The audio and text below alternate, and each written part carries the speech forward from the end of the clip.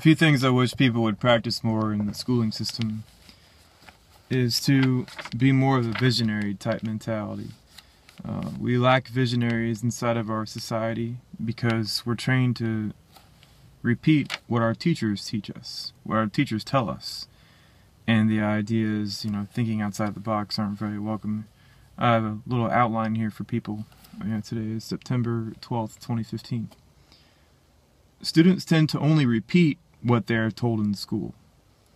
You get, points for repeating exactly as the teacher, presents the information. You get A's if you repeat everything exactly as you're told.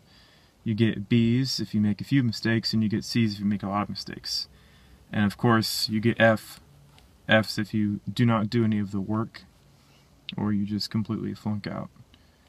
But F's could be for a good reason, though, to be honest with you, because sometimes people move on in life. So to fail something isn't really a failure, they've gone in another direction. They're not taught to think outside the box, outside of their groups, or outside of themselves. People that go to school, they're taught to think inside of a little narrow region of understanding. They're told to only pay attention to their peers and only to the people who are supposed experts in said field. So what they do is they close their minds before they even get out into the real world, which, seals their mind from making new discoveries, and it seals them from looking for opportunities inside of fields that have nothing to do with what they learned in school. They're also taught to value safety and security. The ideas that are accepted are the only ones that are valued. And no flight of fancy thinking or visionary dreamer type mentalities are welcome.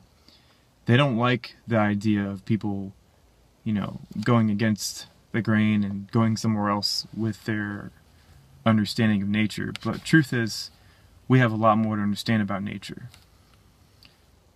The particle physicists and the nuclear fusion people, they don't know what they're doing. There's a lot more understanding to be had, and if they would just try to look at things in a new light outside of what they were told in school and outside of what their peers believe, maybe we can make some progress.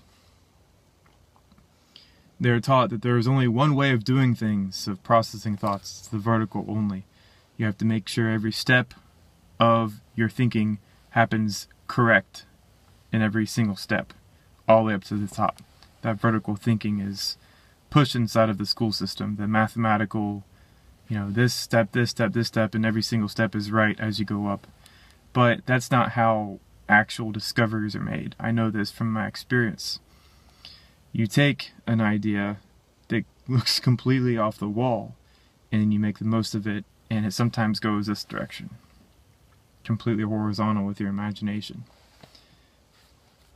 And then it goes up, and then it goes diagonal, and then it goes down, and then it goes this direction.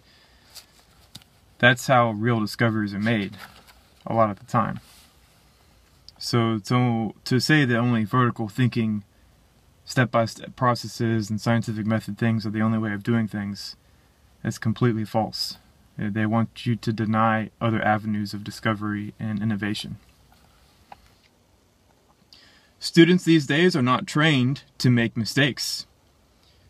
But that's dangerous, because making mistakes and making failures and errors are how you learn. It's the best way to learn. The hard way is the best way to learn because you immediately learn it. If you make all the correct ideas your own, and then you always use those correct ideas only, then you don't know how to handle mistakes to begin with. Like, you don't know what to do with a mistake. You're like, oh my god. And then you never learn from it. So there you go. That's how a lot of scientists get stuck in their studies and their research. They keep on forcing their own ideas to try to make sense when new things could be staring right at them in the face if they would just pay attention. And for my listeners, if you have new ideas, or ideas that, maybe you're not sure if somebody else has thought of them, write them down, okay? Do not hesitate. Don't think that, they're not good ideas or they're bad ideas, because you never know what's out there. You never know what kind of idea might lead to somebody else discovering something based off your idea and they share it with you or whatnot. Write your ideas down. And share your ideas. Don't keep them to yourselves. Share them. Every single chance you get. Even if it means you're going to be ridiculed and called names like crazy or dumb or crank or crackpot or whatever. Go ahead and use, the right to speak up. I mean, it's the internet. You can talk about whatever you want now. Just be careful. I mean, not really dangerous stuff, but basically stuff that's, safe, but, it can be out of the box. And let's see here.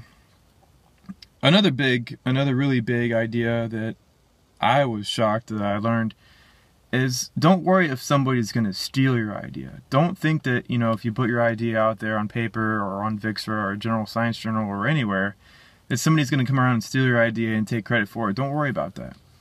You're going to have a hard enough time trying to convince people of the idea, even a small group of people, that that's going to take the majority of your energy and effort. And as well, on that note, the best way to convince people, as people convince themselves, to be honest, is to communicate your idea in as clear language and as clear terms as you can.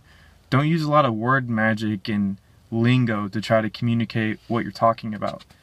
Always try to make things easy to digest, easy to understand, because then the people that you're communicating with are really going to understand it. And then they're going to build on top of your idea a lot easier. So basically, that's it. I would stress for my listeners to, of course, a lot of my listeners are already visionaries, to really get what it means to be a visionary. To know that our species isn't going to be on Earth forever. We're going to be out there among the stars. We're going to be an interstellar species. So think along those terms, because I've seen a lot that on the news and stuff that our leaders, so to speak, the politicians and whatnot, they really don't provide the kind of leadership and vision that we require as a species. Everybody is like unsure where we're going, so they absorb themselves inside of television shows and things that always catch their attention, not realizing that there's an entire galaxy to explore. So let's go ahead and focus on that. And I know a lot of my listeners are already doing that. And if your brain gets on overload, just go to the beach like I did today and get some sun and chill. Alright, take it easy.